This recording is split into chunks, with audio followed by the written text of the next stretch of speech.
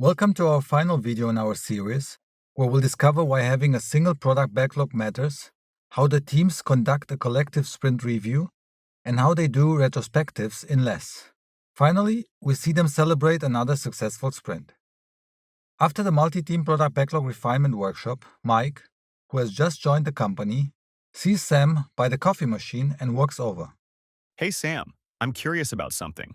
In the refinement workshop we just finished, I noticed we were working directly with some of the traders to clarify items together. But isn't that inefficient? In my last company, every team had its own product owner who wrote the stories, wireframes, and specs, and then handed them to us to implement. Then we could just focus on programming. And each team had its own product backlog that the team's product owner prioritized. But I don't see that here. Why is it different? Interesting questions. Do you mind if I ask you a few questions in return? Sure, go ahead. Let's first consider one product backlog versus many team-level backlogs. Suppose each team had its own backlog. How easy or effective would it be for a single product owner to have an overview? And how much knowledge would a team have about items in another team's backlog? I can tell you from experience at my last company, not much. Now imagine there are 8 teams and 8 backlogs. From a higher level product or company perspective, it could happen that the items in just 2 of those 8 backlogs are by far the most important. Maybe there's a sudden market change. A question: can the other 6 teams in the lower priority backlogs easily shift to start working on those high priority items in the top 2 backlogs? And is the group even aware of that problem if they're each locked into their own local backlog? Our teams at my old place only worked on their own backlog.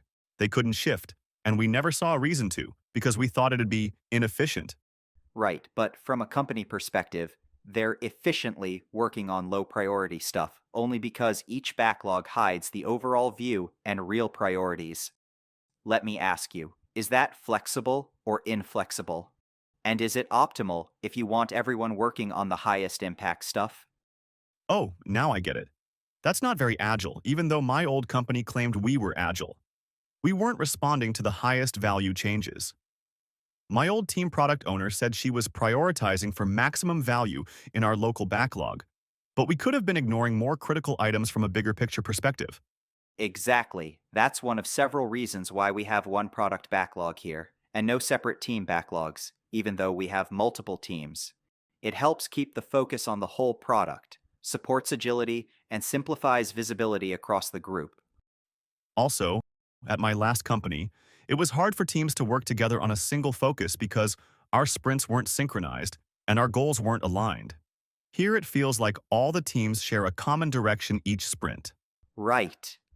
And another thought: if there's only one product backlog and one real product owner who prioritizes it, but each team still has its own product owner, who by definition can't prioritize a separate backlog, what would they do all day?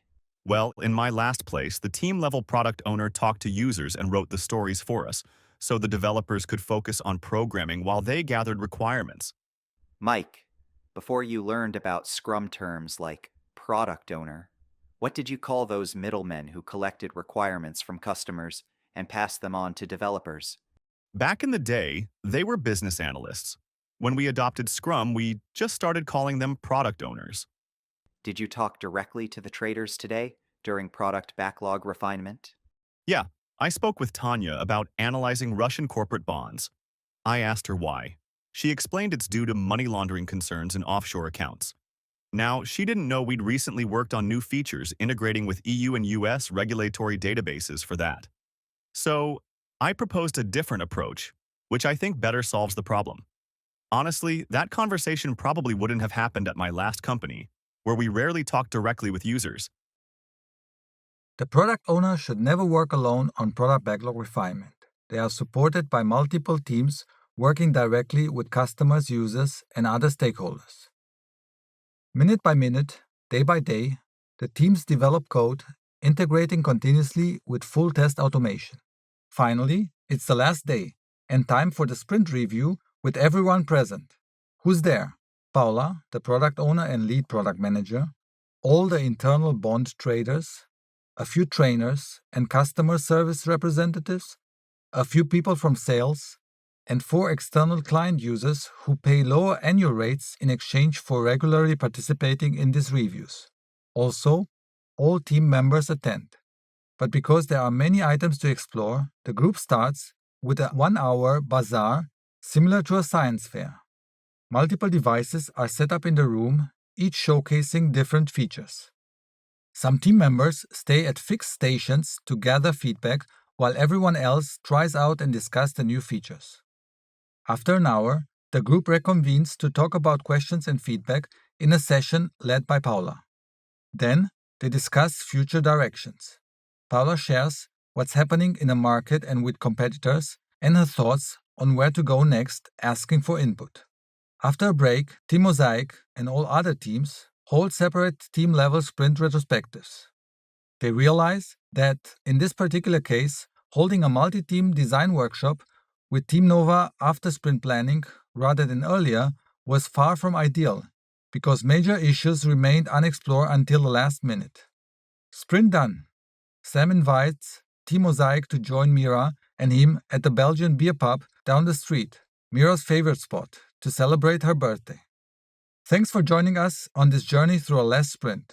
You've seen how multiple teams plan together, collaborate daily, refine backlog items, and embrace continuous learning. We hope these insights inspire you to explore LeSS in your organization. Reach out if you want support to scale your organization, become more adaptable, and create more impact. We are happy to guide you.